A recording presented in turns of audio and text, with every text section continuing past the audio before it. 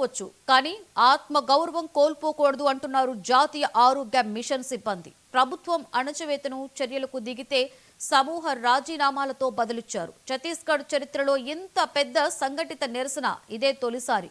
ప్రభుత్వమే కాదు, దేశవ్యాప్తంగా ఉద్యోగులందరూ ఉత్కంఠగా చూస్తున్న నిరసన ఇది. ప్రజాస్వామ్య దేశాల దృష్టిని కూడా ఆకర్షిస్తోంది.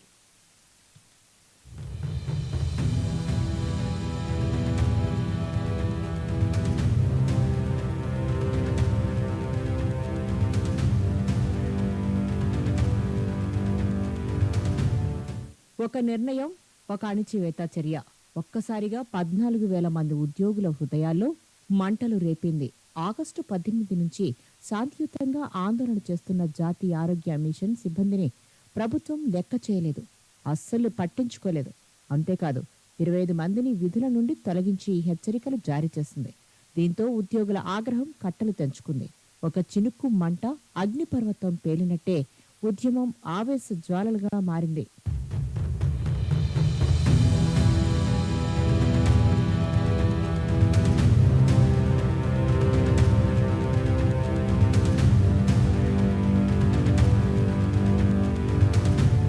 ఛత్తీస్గఢ్ ప్రభుత్వం ఎదుట ఉద్యోగులంతా ఒకే మాట చెబుతున్నారు.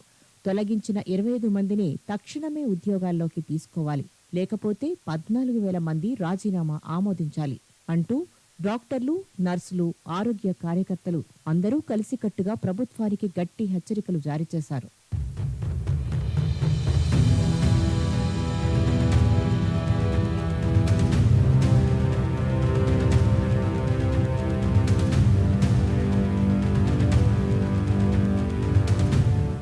తమ సర్వీసులను క్రమబద్ధీకరించాలని, పని పరిస్థితులను మెరుగుపరచాలని ఉద్యోగులు ముక్తకంఠంతో డిమాండ్ చేస్తున్నారు.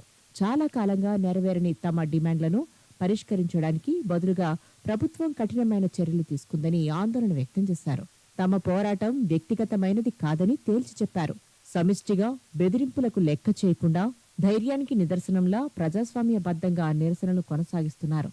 ఫలితంగా టీకాలు వేయడం, ప్రసూతి సేవలు, శిశు సంరక్షణ, టీబీ మందుల పంపిణీ అన్నీ స్తంభించాయి. భూమి మీదకు వచ్చిన శిశువులు మొదటి ఊపిరి, రోగుల బతుకుల నమ్మకం అన్నీ ఆరోగ్య సిబ్బంది చేతుల్లోనే ఉన్నాయి.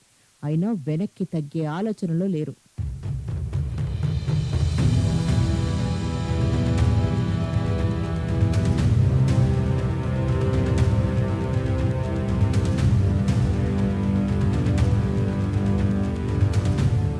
జాతీయ ఆరోగ్య మిషన్ ప్రజలందరికీ సమానంగా వైద్యాన్ని అందించాలన్న లక్ష్యంతో ఏర్పడింది. కానీ ఆ లక్ష్యం కోసం కష్టపడేవారే ఇప్పుడు నిర్లక్ష్యానికి బలవుతున్నారు. ఉద్యోగం కోల్పోయినా ఆత్మగౌరవం కోసం రాజీనామా చేయడమే సరైన దారి అని నమ్ముతున్నారు.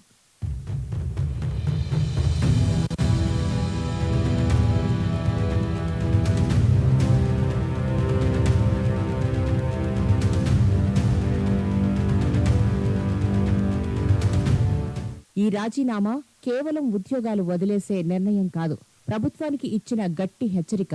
ఆత్మగౌరవం కోసం తలవంచని 14,000 మంది సిబ్బంది చరిత్రలో కొత్త అధ్యాయం రాశారు.